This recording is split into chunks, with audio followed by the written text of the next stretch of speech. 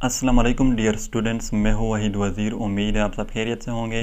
तो इस वीडियो में हम बात करेंगे Krebs cycle, acetic acid cycle और ट्राइकार्बोक्सिलिक एसिड साइकिल, जो कि सेकेंड स्टेप है रिस्पायरेशन का। तो हम पहले का ऑफ नेम लेते हैं कि इसको ये नाम क्यों दिए हैं। तो क्रेब्स साइकिल का नाम इसलिए दिया है, एक बायोकेमिस्ट था जिसका नाम था हैंस क्रेब।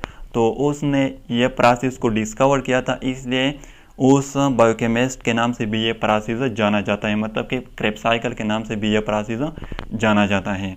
और सिट्रिक एसिड साइकिल इसलिए कहते हैं कि इस प्रोसेस में हमारे साथ जो फर्स्ट कंपाउंड बनता है, जो कि 6 कार्बन कंपाउंड है, जिसका नाम है सिट्रेट और सिट्रिक एसिड, इसलिए इसको सिट्रिक एसिड साइकिल भी कहा जाता है। और ट्राइकार्बोक्सिलिक एसिड साइकिल इसलिए कहते हैं इसको कि अगर आप लोग सिट्रेट और सिट्रिक एसिड के स्ट्रक्चर को देखें तो उसमें ये जो ग्रुप है COOH, जिसको हम कार्बोक्सिल ग्रुप कहते हैं, तो ये 3 मिलेंगे इसके स्ट्रक्चर में, इसलिए इसको कहते हैं ट्राई कार्बोक्सिलिक। ट्राई का मतलब है 3, कार्बोक्सिलिक का मतलब है कार्बोक्सिल ग्रुप, यानी इसके स्ट्रक्चर में आपको 3 कार्बोक्सिल ग्रुप मिलेंगे। तो ये जो क्रेब साइकिल है ये यूकैरियोटिक सेल में कहाँ पर होता है, तो यूकैरियोटिक सेल में माइटोकॉन्ड्रिया में होता है, स्पेशली माइटोकॉन्ड्रिया का जो मैट्रिक्स होता है। और प्रोकैरियोटिक सेल में ये साइटोप्लाज्म में होता है, क्योंकि प्रोकैरियोटिक सेल में माइटोकॉन्ड्रिया नहीं होता। यहाँ पर ये भी याद रखें कि ये जो डॉटेड मैंने बनाए हैं, इससे हम कार्बन एटम को रिप्रेजेंट करते हैं। तो इस प्रोसेस का जो स्टार्ट है वो पायरुवेट और पायरुविक एसिड, जो कि 3 कार्बन कंपाउंड है, इससे होता है। आई होप आप लोगों को याद होगा, ग्लाइकोलाइसिस जो है उसके आखिर में हमारे साथ 2 पायरुवेट या पायरुविक एसिड मॉलिक्यूल जो है वो बन जाते हैं। तो ग्लाइकोलाइसिस जो है वो कहाँ पर होता है, वो सेल के साइटोप्लाज्म में होता है। और साइटोप्लाज्म का भी जो सॉल्युबल पार्ट होता है, जिसको हम साइटोसोल कहते हैं, वहाँ पर होता है। तो जब साइटोप्लाज्म में ग्लाइकोलाइसिस जो है वो ख़त्म हो जाता है, तो वहाँ पर जो पायरुवेट बन जाते हैं वो साइटोप्लाज्म से फिर ट्रांसफ़र हो जाते हैं माइटोकॉन्ड्रिया में, क्योंकि वहाँ पर पायरुवेट का जो है क्रेब साइकिल में यूज़ होना है। तो जब पायरुवेट जो है ये माइटोकॉन्ड्रिया में ट्रांसफ़र हो जाते हैं, तो वहाँ पर ये डायरेक्टली क्रेब साइकिल में इंटर नहीं हो सकते हैं। फिर वहाँ पर वो क्या करेंगे, वो कोएंजाइम ए के साथ कंबाइन होंगे और बना लेंगे एसिटाइल कोएंजाइम ए। और इस स्टेप में NAD जो है वो कन्वर्ट हो जाएगी NADH2, यानी NADH2 की भी एक मॉलिक्यूल बन जाएगी इस स्टेप में, और कार्बन डाइऑक्साइड की एक मॉलिक्यूल रिलीज हो जाएगी। तो पायरुवेट जो है ये 3 कार्बन कंपाउंड है, और एसिटाइल कोएंजाइम ए जो है ये 2 कार्बन कंपाउंड है। ये इसलिए 2 कार्बन कंपाउंड हो गया कि एक कार्बन जो है वो कार्बन डाइऑक्साइड के साथ रिलीज हुआ। अब ये एसिटाइल कोएंजाइम ए जो है ये कंबाइन हो जाएगी ऑक्सैलो एसीटेट, जो कि 4 कार्बन कंपाउंड है, ये पहले से मौजूद होता है। तो इसके साथ कंबाइन हो जाएगी और बना लेगी सिट्रेट और सिट्रिक एसिड, जो कि 6 कार्बन कंपाउंड है। अब यहाँ पर याद रखें, इस स्टेप में एक वाटर मॉलिक्यूल जो है वो भी यूज़ हो जाएगी, और वो कोएंजाइम ए जो यहाँ पर कंबाइन हुई थी वो भी सेपरेट हो जाएगी, और ये कोएंजाइम ए जो है ये नेक्स्ट रिएक्शन के लिए रेडी हो जाएगी।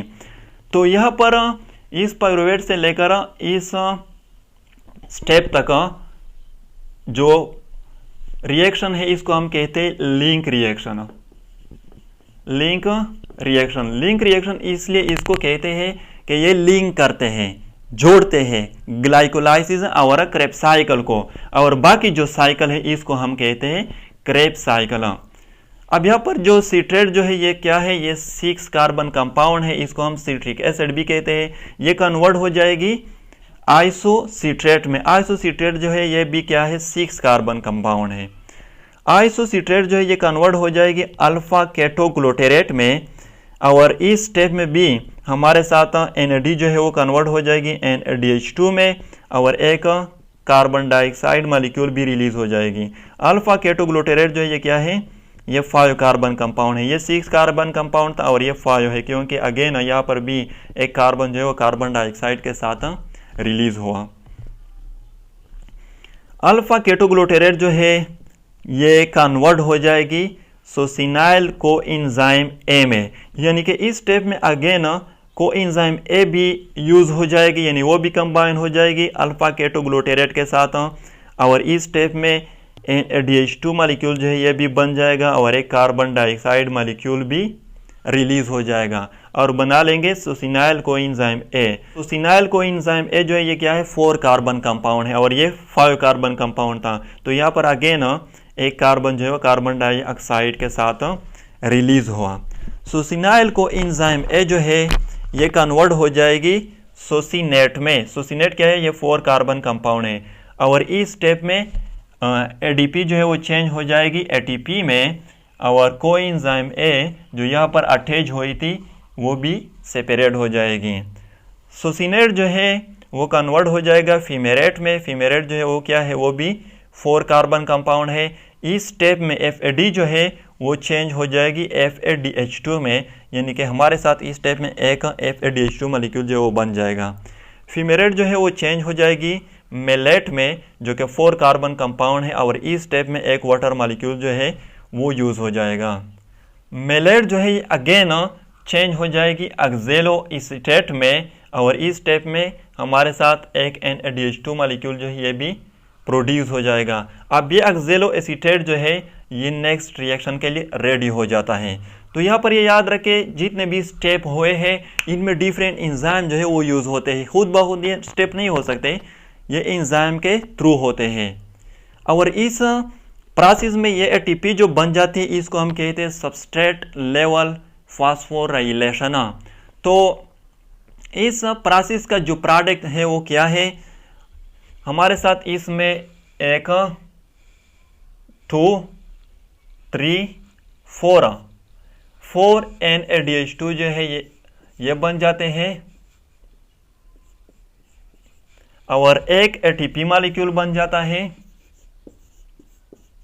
और एक FADH2 मॉलिक्यूल बन जाता है,